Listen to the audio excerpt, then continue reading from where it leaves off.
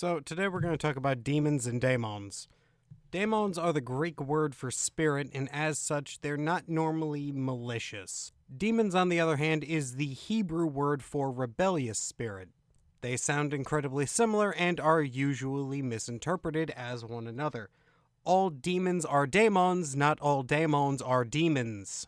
This is important because if you wanted to summon a daemon, you would need to know that it is not actually going to be rebellious most of the time, so long as you use the proper precautions and call it in the names of the proper gods and or entities. Note that this is the same for demons, however they have very different connotations. Doing a quick Google search of daemons, we find some very, very well-known names. Eros, which is love, Hypnos, Nike. All of these would be considered daimones, which is basically because they are the spirits, and they are the spirits of a particular thing. They are not, you wouldn't say that the spirit of love is a demon per se, although sometimes if you are scorned, it may feel like it. On the flip side, the most popular demons are the 72 demons of the Goetia, of which a few of them are notable, such as King Paimon, you have to say king, Asmodeus, who is all around generally a jerk, and a fair few other ones that I can't remember because there's 72 of them. Now, the important thing to note is, in terms of are they malicious or not, demons are by and large malicious. There are a couple in the grimoires that are known to be not jerks, but they are few and far between. And just because they're not jerks does not mean that they're not going to try to get one over on you.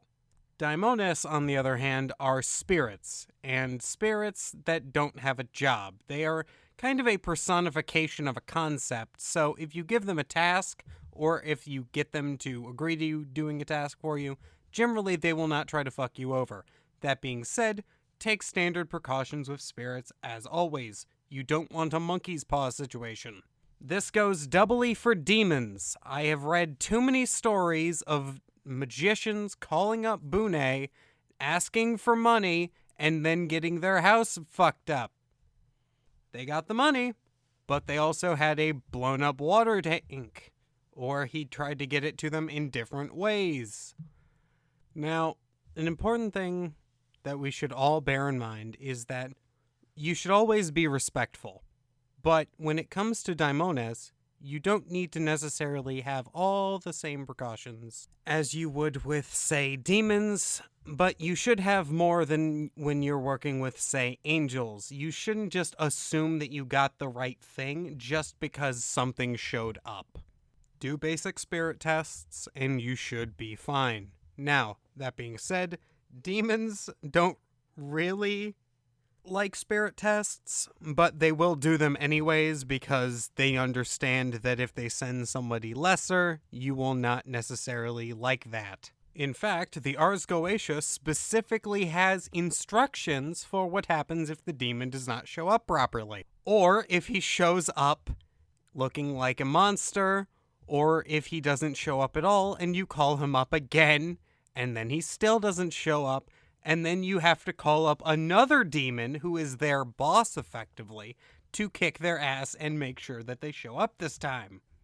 Which, in modern cases, is usually not done because by this point we have decided that as a formality before any goetic operation, you should be calling up some form of angel, whether it be one of the Shemhem Varash or one of the 4 archangels of the quarters, usually Michael, to keep them in check. So the rest of this video is mostly going to be going over demon magic, and specifically what to do if you fuck up during a demon magic operation.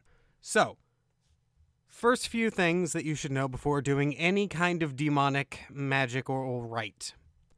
Step 1. Make sure you are not doing some kind of self-transformation operation first. If you're doing a self-transformation operation, you should not be doing this. If you're alchemically changing yourself using magic, wait for a period when you're doing it You're still doing the process, but it's less of an important part. If you're exposing yourself to the elements of water and you haven't fully kind of capsulated that into your aura, don't do that. This also goes for planetary initiations. If you're going through a system that does planetary initiations, don't call up a demon during those. Wait until those are done, and then you can call up as many demons as you feel so inclined to call up. Number 2, do your homework. Does this demon have a history of being an asshole? If the answer is yes, be prepared. If the answer is no, still be prepared, but know that you might not have to use all your tools. So, as our kind of whipping book at the moment is the Ars Goetia, some of the demons of the Goetia are known for being kind of just cool guys. They're not actually mean. And then you have Asmodeus. So, Asmodeus is known as being, for every circle of the occult I have dealt with, he is, by and large, the biggest asshole of the bunch. Right after Lucifer. Well, no, even Lucifer's not that bad.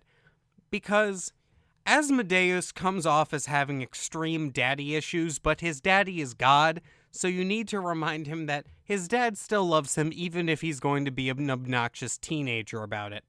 The way we do this is if he gets uppity, you kindly use your wonderful occult stuff, your occult implements and your sigils, and you kindly remind him the old school parenting method by smacking him across the face and telling him no. This tactic can be applied for any and all demons that you come across that are getting uppity with you. Now, there's a few types of demon, but one I specifically want to talk about at the moment is lesser demons. These aren't named demons. These are more garbage energy that creeps up and negative spirits that attach to things because they're negative in nature. These are the kind of spirits that attach to depressed people because they're depressed and they feed off of that depression. If you or a friend you know is suffering from this kind of entity attaching onto them, there's a few steps you can do. I'm going to link several banishing rituals that I personally enjoy, and by several, I mean the only one you will ever need for a major exorcism, which is the Headless Rite. Alternatively, you can use Crowley's version, which is known as the Bornless one. I have tried both, and I have tried the original Stale of Jew. They all work relatively the same. The basic principle of this is you are invoking what can best be described as the primordial creator to control any and all spirits. Now, normally during a rite, you would do this with the line, "Subject to me all spirits, so that every spirit, whether heavenly or ethereal, upon the earth or under the earth, on dry land or in the water, or whirling air or rushing fire, and every spell and surge of God may be obedient to me." Now, this is the version for empowering you to command all spirits. This is normally done before an operation to make sure that whatever you're calling up listens to you and knows you are the boss. That being said, we can also use this spell to... This operation can also be used to banish any demons that you have accidentally let loose in your house. The passage for this goes as followed. When you go and give the charge of the Headless Rite, you say instead, "Deliver me," insert your name here, "from any and all demons, death, defilement, illness, impurity, infirmity, pain, plague, or poison that restrains me." Now, mind you, not all illnesses are caused by spirits. That being said, this will help heal if you want to heal. And prolonged demon activity can cause illness. Not all illnesses are caused from demons, but demons do cause illness certain demons do. Generally, the demonic kings, in my understanding, don't cause illness. However, the aforementioned demons that cause depression and hang around the depressed, yes, they can in fact cause depression, illness. Illness is very much linked to depression. And if you're going to be dealing with these entities, which you shouldn't, you should know to cleanse yourself every so often. So, The main takeaways from this video: demons are not daemons. Daemons are spirits who want a job. The demons are rebellious spirits who you should be careful with. However, if you're competent and know how to beat something down, you shouldn't have a problem with demons. And if you do, just crack open the headless or bornless rite, whichever you prefer, and just use that to either fix it or make sure they leave you the fuck alone.